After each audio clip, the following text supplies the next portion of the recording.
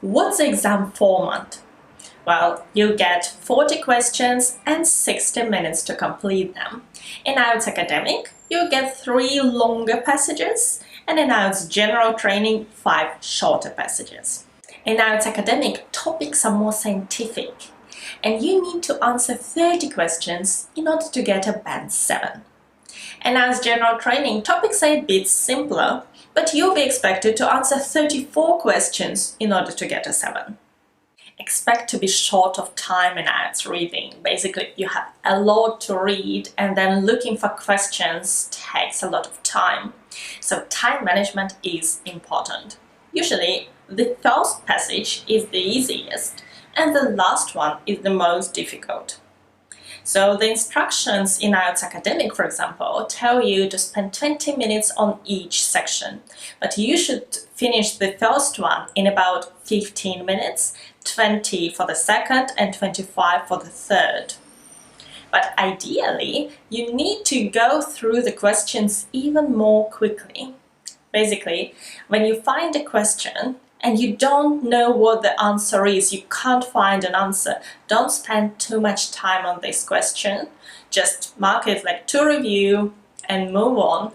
And once you finish all the questions, if you have time, then you go back and you'll be looking for answers to those questions. But you get yourself the best chance to get the highest mark if you attempt to answer all the questions.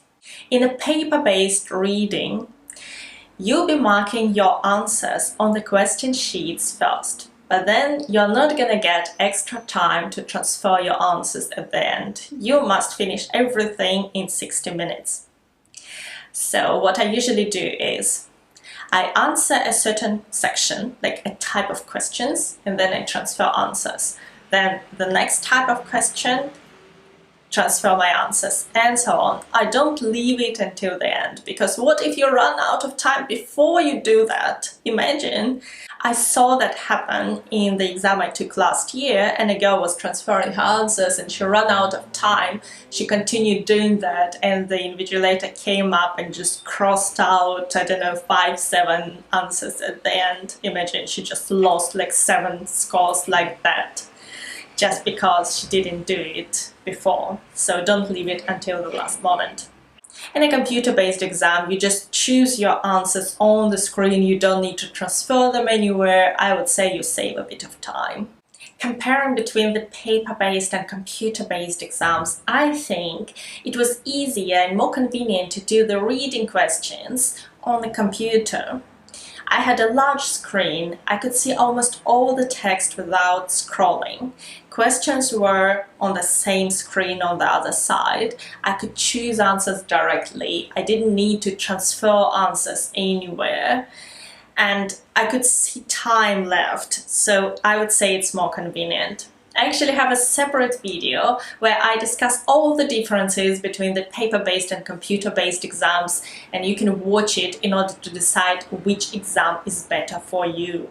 What's the best strategy for IELTS reading? Well, some people prefer to read the whole passage first and then they answer questions. Usually those people read fast and memorize information well. I tried this approach, it doesn't quite work for me, because by the time I start answering questions, I've already forgotten what I've read, and I need to go and look for the sentence in order to locate my answer. So I just waste a lot of time.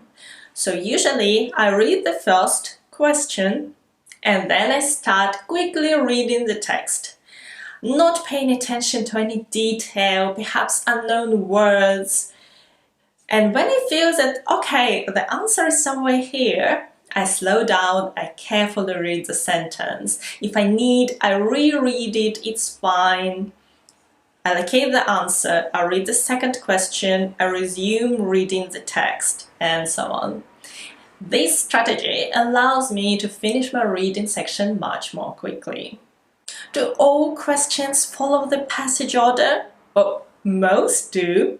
That's why it is possible to read the question, find an answer, read the second question, find an answer, and so on.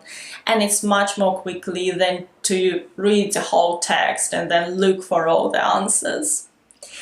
But of course, some question types are not in order. For example, matching paragraphs or matching headings. Otherwise, it would be A, first paragraph, B, second paragraph, C, third paragraph. Like, no, of course not. And I did some research into which question types come in order and which don't. And I have a separate video which you can watch here. Let's move on to the next point. IELTS reading covers complex topics, and most likely there will be things you won't understand, there will be words you don't know. You need to navigate your way through this complexity, and a way to do that is to pay attention to keywords. Once you read the question, really try to understand what they mean and what are the key words in this question. Highlight them or underline them, and then look for those keywords, for their synonyms in the passage.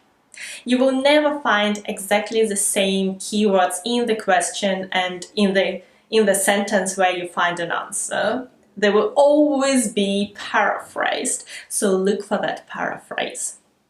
And when you find a sentence and you feel that the answer is somewhere here, but you can't understand everything, try to simply guess how different parts of this sentence are related to each other, what they're talking about in general, because most likely the thing you can't understand is irrelevant and your answer doesn't depend on it at all. It's just there to confuse you. So try to ignore irrelevant information and choose the bits of information you really need.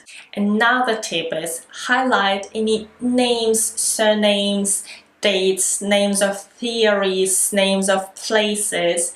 Most likely there will be questions about them and you'll be able to locate them in the text very quickly.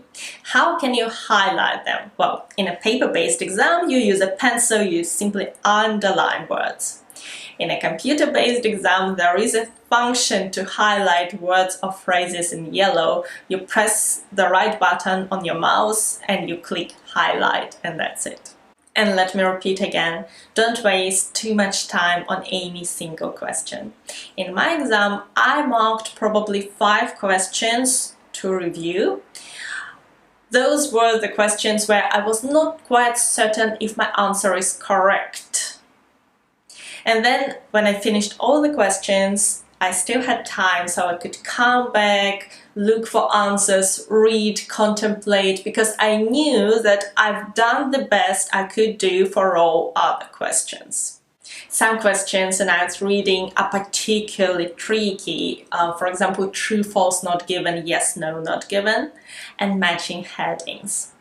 I did my research into both types and I published separate videos about them. I'm gonna link them. And in my exam, I used the exact strategies I told you about in those videos, and I could feel that they were really helpful because as soon as I saw a certain type of question, I knew exactly what I'm gonna do. I didn't think about should I read the text first or should I do that. I knew what I'm gonna do and it was helpful, it saved me time, and I think you need to figure out your way of solving each type of question before you take your reading exam. So these were my tips on IELTS reading. Hopefully you found them helpful.